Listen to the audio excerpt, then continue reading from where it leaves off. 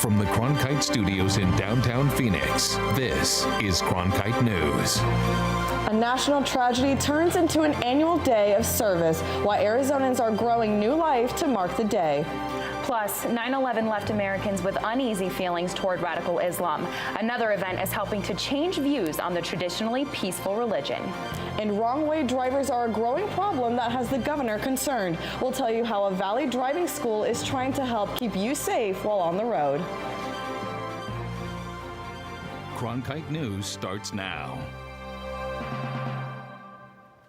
Good evening and welcome to Cronkite News on Arizona PBS. I'm Sydney Eisenberg. And I'm Victoria Mendoza. Thank you for joining us. Today marks the 16th anniversary of the September 11th attacks. In New York City today, thousands came together as they remembered the lives lost. Walter A. Matuza Jr., Timothy J. Maud, Jill Morrow Campbell. Nearly 3,000 people died when hijackers took over 4 planes. 2 hit the World Trade Center towers in New York, a 3rd crashed into the Pentagon, and the 4th crashed in Pennsylvania after passengers on board fought back. The president spoke at the Pentagon this morning, saying we'll never forget, while Vice President Mike Pence went to Pennsylvania, where he laid a wreath at the memorial in Shanksville. And a little closer to home, a field of flags to honor the lives lost on this day 16 years ago. The city of Tempe is continuing its annual tradition of placing nearly 3,000 flags at Tempe Beach Park. Tonight, they'll host a candlelit vigil at 7. In honor of 9/11, Keep Phoenix Beautiful hosted a day of service to clean up gardens, parks, and neighborhoods around the valley. Reporter Drew Marine takes us to one of the 9 locations being renovated. It's a day that we'll never forget. Volunteers from around the community are turning a once abandoned lot into a community space as a way to pay homage to 9/11 and thank those who are military veterans. We do have some people on our team that have served, so it's definitely a way for all of us to give back on this day, being what took place, 16, 17 years ago. And for neighbor of the garden, Paul Jenkins, this volunteerism means more to him than they may realize. I served in the Navy 6 years. My father was in the Navy during World War II. My godfather was in the Navy in World War II, and he ended up being a pilot in New York Harbor after the war. And just very, very patriotic, and really hits at home. And he's helping provide natural pest control. Our chickens are gonna come over and they're gonna smell all the bugs. While this garden is still a work in progress, you'll be able to see at their grand opening at the end of the month. This house to my left, a solar paneled house provided by Arizona State University. It'll be used as a community space and be taking up a portion of the garden up until about this spot right here, where there will be a flower garden that the community can see where the volunteers put in their hard work today. Until its big reveal, Keep Phoenix Beautiful and volunteers will continue to work to make a difference in this community. In Phoenix, Drew Marine, Cronkite News. The grand opening of this garden will be on October 28th near 19th Avenue and Pearson. In the aftermath of the terror attacks, Muslims at times became targets of hate and bigotry in the U.S., something that community is still hoping to change even today. Cronkite News reporter Fortessa Latifi tells us how. One of the ways they are trying to achieve that is by holding a local Meet a Muslim Day. Their goal is to show the community their similarities outweigh their differences. On Saturday morning, Muslims from the Phoenix community set up shop on the corner of 5th Street and Mill Avenue for Meet a Muslim Day. Latif Ahmed was there, sign in hand. The reason often people have negative opinion about others is because they don't know them. But once you get to meet them, once you get to see them face to face, it's pretty difficult to hate somebody that you know. Organizers say the point of this event is to break down walls and dispel. Paul Cauldron, a Christian man, stopped to thank the Muslim men. It's been hijacked by jihadists, so they need to recapture what their faith is about and what it represents. So I admire these young men coming out and trying to get the word out. However, not everyone was as receptive as Cauldron. As they stood on the street, the group faced derogatory comments from some passersby. Bye. Thank you. Have a nice day. That's okay. We face that every day. Sufyan Ahmed got the brunt of some of it. It makes me feel kind of sad that people take assumptions about us and think they just like don't even talk to us, just straight up call idiots, don't listen to us, to what we want to say. But like if they listened to what we wanted to say, I think they would change their mind. And that's what this event was all about. Muslims took part in Meet a Muslim Day in 80 cities across the country over the weekend, Tempe being one of them. In the broadcast center, for Tessa Latifi, Cronkite News. Former Maricopa County Sheriff Joe Arpaio's contempt of court case took another turn today. Federal prosecutors are now asking a judge to dismiss the case entirely. This comes after Arpaio was pardoned by President Donald Trump last month. Arpaio's defense team immediately asked for the verdict to be thrown out, and now prosecutors agree that the case is irrelevant following the pardon. Latino Democrats in Congress are pushing for the DREAM Act to protect DACA recipients. Nearly 30,000 people in Arizona are protected from deportation under DACA, but the Trump administration wants to end the program in less than 6 months. Cronkite News reporter Adrian St. Clair has the latest in our Washington bureau.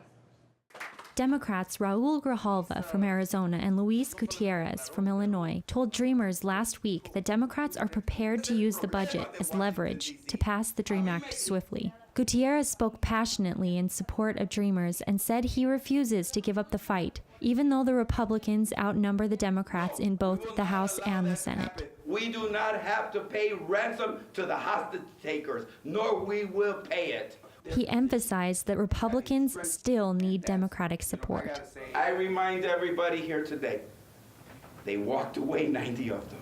They didn't pass the budget with a majority of Republicans. Their proposal, they didn't pass it. Debt ceiling, Harvey, nothing. They need Democrats. Grijalva said there will be significant consequences if there's no movement on a Clean DREAM Act starting in September, but by December at the latest. The consequences are that that budget without Democratic support doesn't pass, the debt ceiling it doesn't get risen, and then we have another drama on our hands. DACA recipients filled the room, shouting their commitment to their future. Here to stay! Here to stay! Former Phoenix resident Hugo Juarez came to D.C. to talk to lawmakers about the DREAM Act and tell his story.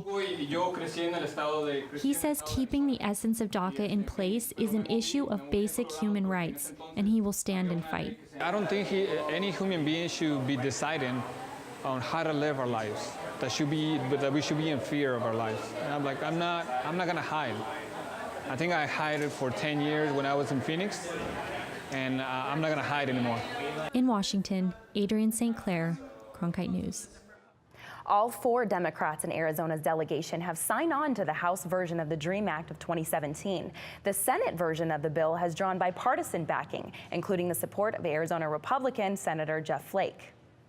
Our Cronkite News teams are working across Arizona as well as in Washington, D.C. and Los Angeles to track the impact of this DACA decision. We'll have continuing coverage on air and online at cronkitenews.azpbs.org. Senators Jeff Flake and John McCain have introduced a landmark water settlement bill aiming to protect Arizona's water supply as well as economic opportunities for the Hualapai tribe. This bill would ratify an agreement between the tribe, the state, and several water providers to provide the Hualapai people with 4,000 acre-feet of water from the Colorado River each year. The senators say that supply would allow for infrastructure projects near the Grand Canyon, but also protect water levels at Lake Mead and other reservoirs. The National Park Service is moving ahead with a plan to reduce the number of bison in Grand Canyon National Park. The proposal calls for culling the herd through either hunting or herding the animals. Bison were first introduced north of the canyon in the 1920s, but they've since started moving into the northern rim, where they cannot be hunted. There are now between 400 and 600 bison, and those numbers can harm the canyon environment through overgrazing. The goal of the program is to eventually reduce the herd to 200 bison. Low participation is threatening Phoenix's plan to keep green waste and recyclables out of landfills. Phoenix residents can choose to send green waste to a composting facility, but the Arizona Capital Times reports that less than 4% of the 158,000 eligible properties are participating. Reimagine Phoenix has a plan to reach a 40% diversion rate by 2020, yet the rate has only moved 4% since the program began in 2013. Another wrong-way crash in Phoenix sent 4 more people to the hospital. It's a growing problem here in Arizona. Coming up on Cronkite News, we'll tell you how the installation of ADOT's wrong-way detection system is going. Plus, Phoenix Children's Hospital is expanding. We'll give you a tour of their new digs and what it means for thousands of kids who get treated there. When a story comes in the morning, we're out the door as fast as we can go. But it's also great to spend more time in communities and produce projects. From the borderlands to the cities, the reservations, and even the state capitol, we want to get to the heart of the matter. When the lights come on in the studio, we know our hard work is about to pay off. We love what we do here at Cronkite News. We're proud to tell the stories of our state. Now more than ever, it's important to have a trusted news source, and that's Cronkite News. This fall. I'm so excited! What? From the inspiring to the amazing. You're in the presence of history. The compelling. He said, "Welcome home." It was just a powerful moment. To the astounding. I promised myself I wouldn't cry. And from the breathtaking. This is real. A journey to Mars. To the electrifying. We're going to change the world. All this and more. All this fall. Oh my God! Early Friday morning, a wrong-way crash on I-10 near 19th Avenue injured 7 people. That's just the latest in a string of crashes. Since January, Arizona Department of Public Safety officers have responded to nearly 1,200 wrong-way driver calls, and 14 people have died in accidents. But as April Morganroth shows us, there is training to help drivers react to and avoid wrong-way drivers. Wrong-way driver, and we introduce them to a lifetime of horrible events that could potentially happen out there. Hopefully they will never encounter them, but if they do, they have a recall. Maria and Richard Wojcik created this simulator to help drivers learn what to do if a wrong-way driver comes barreling toward the user. Your immediate reaction is to stop. And in most cases, putting your foot on the brake is the wrong answer. The right answer is to see the danger as early as possible. Listen to the traffic around you. For every minute or mile, it's best to check your rearview mirror and to your left and right for 3 seconds. Eye movement and eye lead time, how much you're looking out, and then how much you're looking around you. So it's an actual way in which to scan your environment. But for the best prevention, DPS said there's a lane drivers should avoid, especially late at night. Statistics have shown and studies have shown that wrong-way drivers tend to stay on what they believe is their right-hand side. So as they're driving the wrong way, they're actually driving generally in the HOV lane, which would be your left-hand lane. Director Alberto Gutierrez at Arizona Governor's Office of Highway Safety said, technology can decrease the number of wrong-way crashes. We need to look at everything and all that can reduce that incidence. And the governor was very clear to us on a direct order saying, find a way to reduce the number of wrong-way driver crashes. Both Lee and Gutierrez say they are open to creative solutions from the public. In Phoenix, April Morganroth, Cronkite News. And right now, the Arizona Department of Transportation is working on a first-of-its-kind wrong-way driver detection system. The $3.7 million project will use thermal cameras to detect wrong-way cars and alert drivers that one is coming, while at the same time alerting ADOT and DPS. Construction on the pilot project is already underway. The northbound I-17 off-ramp at Thomas will be shut down over the next few days as they continue the installation. ADOT says it expects the system to be in place on I-17 by early next year. Phoenix Children's Hospital just completed a $40 million renovation. Nikirika Omarenye talked to employees to find out what the public can expect. Phoenix Children's Hospital will open a new emergency department later this month. This is a great thing for our hospital and our community, as this will give us an opportunity to continue to care for the sickest children in Arizona and to take care of more children at the same time. Plans for the new emergency department, or ED, have been ongoing for the past 5 years. The hospital raised $40 million for the project in 2015, and more space has been the most crucial improvement. There are 63 exam rooms, 3 procedure rooms, and 6 trauma bays, which is way larger than what they are today. The old emergency department was built to treat about 30,000 patients, which wasn't enough for the 80,000 patients who actually came through. When we have backup in our current ED over there, people leave. And so it's not serving the community. And we want all the kiddos to come here and be served. And that's our main focus. With the new addition, 80 to 100,000 kids a year will be able to come through the only Level 1 pediatric trauma center in Arizona. This comes just in time to accommodate the state's growing child population. You know, we're looking at probably adding another 500,000 to 1 million children over the next 5 to 6 years. And so those are children that need to be seen and need to have health care. One of the best benefits of the new location of the ED is the proximity to the helipad. Patients will come down this elevator and walk only 2 minutes as opposed to what took 5 minutes before. And every minute counts in a trauma situation. In Phoenix, I'm Kiriko Marniak, Cronkite News. The emergency department will officially open its doors to the public on September 20th. Hurricanes Irma and Harvey have carved a path of destruction. We've seen families uprooted from their homes and businesses underwater, and all this damage is going to be costly. Find out how these storms may impact our economy. Hurricane Irma is moving quickly up the East Coast. For more on its effects, watch next. Hello from the children of planet Earth.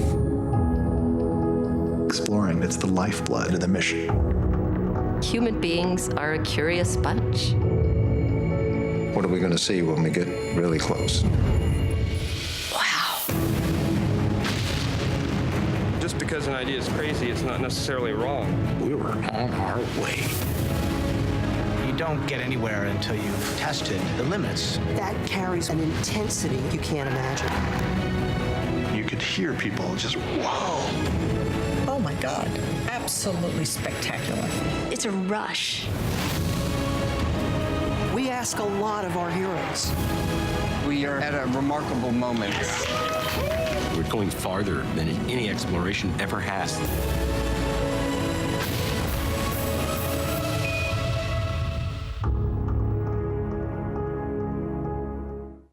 Tickets are now available for the annual Walter Cronkite Award for Excellence in Journalism Luncheon, held Thursday, October 19 at the Sheraton Grand Phoenix. Join media industry and community leaders in honoring award-winning co-anchors and co-managing editors of the PBS NewsHour, Judy Woodruff and the late Gwen Ifill. To learn more or to purchase tickets, call 602-496-0482 or visit cronkite.asu.edu/luncheon. We have power lines down. We've got debris all over the state. We're going to rescue everybody. We're going to try to get everybody back to normal as fast as possible, but everybody's got to be patient. Authorities now say the death toll from Irma stands at 42, and the impact from both Irma and Harvey is expected to cost the U.S. economy more than $290 billion. This cost includes disruptions to businesses, higher unemployment rates, damage to infrastructure, and property damage.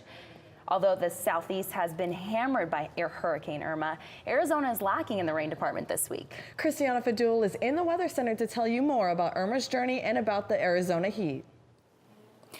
Hurricane Irma has moved up through Florida and is now going into Georgia, where the Atlanta area is sure to be affected.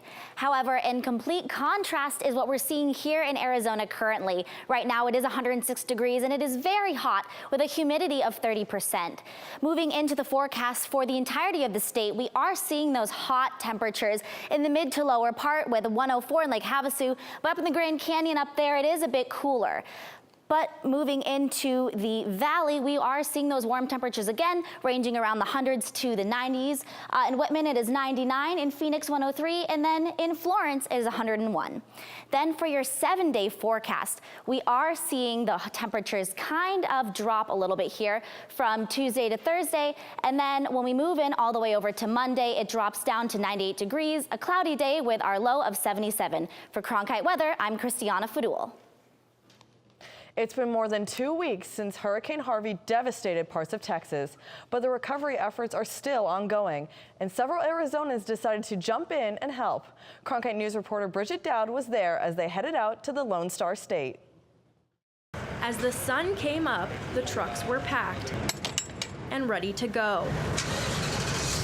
Valley resident Che Tor says when he heard about the devastation in Texas after Harvey, he knew he wanted to help. I gave a call to my buddy Jason. It's like, hey Jason, you want to go to Texas to help with the volunteer efforts? And his response, yeah, I would love to. And that's how all this got started. And we started fundraising, donation drives, stuff like that. Tor, along with a group of his friends and colleagues, gathered early Friday morning, getting ready for the 20-hour drive to Texas.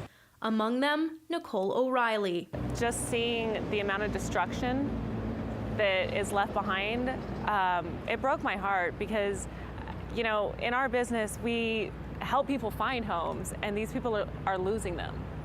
This group of Arizonans set up several drop-off points throughout the valley to collect supplies for the victims of Hurricane Harvey. They have 2 truckfuls. As you can see behind me, they've collected toiletries, toilet paper, toothbrushes, anything that they could think of that victims of Hurricane Harvey would need. About a dozen volunteers from all over the valley are a part of this aid group.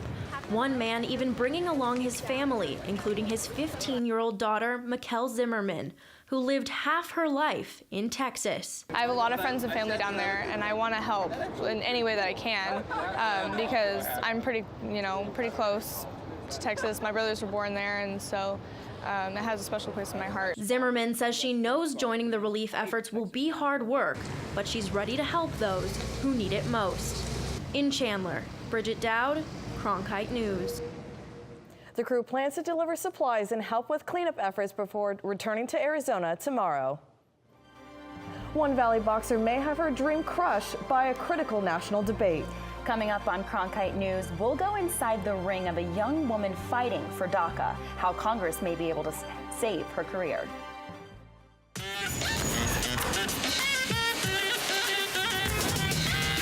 Third Rail with Ozzy. The new weekly show where we tackle the taboo and debate the tough questions with some of the most interesting minds in the game. I'm Carlos Watson. Electrifying conversation. Friday, only on PBS.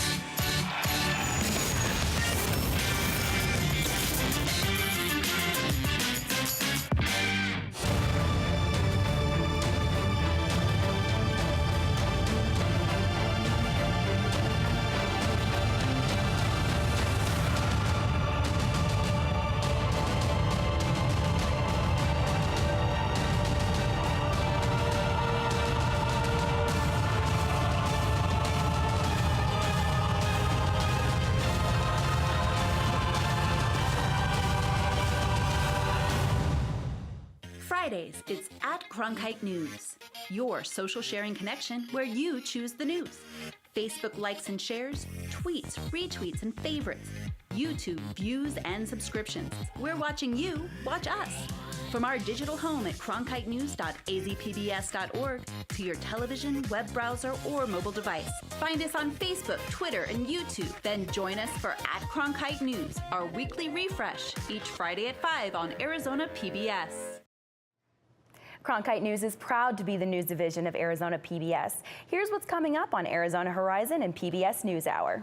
On the next Arizona Horizon, the impact of recent hurricanes on Arizona gas prices. And the Phoenix Symphony celebrates its 70th year in business. That's on the next Arizona Horizon.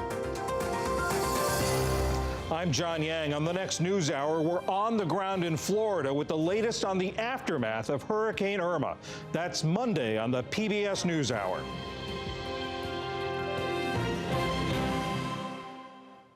One Valley boxer's Olympic dream is in jeopardy because recipients under DACA cannot leave the country. Reporter Nicole Gutierrez sat down with Leslie Hernandez, who hopes to compete on Mexico's team. 19-year-old Leslie Hernandez has a winning record in the ring, but after finally earning her spot to be a competitor in the Olympics, it can all end within months.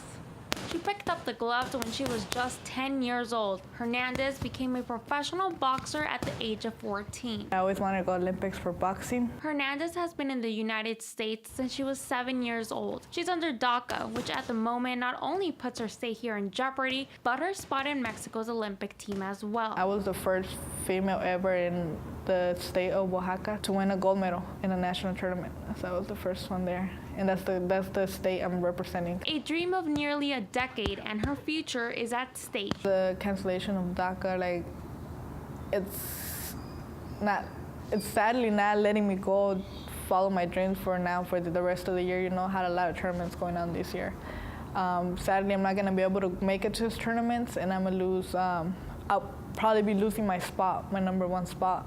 For this Valley boxer, boxing means more than just winning titles. Mexico's never had a female boxer go to Olympics, you know, and being the first ever female boxer to go to Olympics, that like opens a lot of doors for you. Hernandez couldn't compete for the U.S. because she isn't a citizen, even though this country is the one she calls home. I've done everything here. I've gotten the help of everyone, of work. I've been to school here. I started boxing here. Just a lot of things, and everything I have is like here. Unless Congress enacts new legislation to protect DACA recipients, the program will end in 6 months. In Phoenix, Nicole Gutierrez, Cronkite News. That's it for Cronkite News tonight. Thank you for joining us. For top Arizona stories anytime, go to cronkitenews.azpbs.org.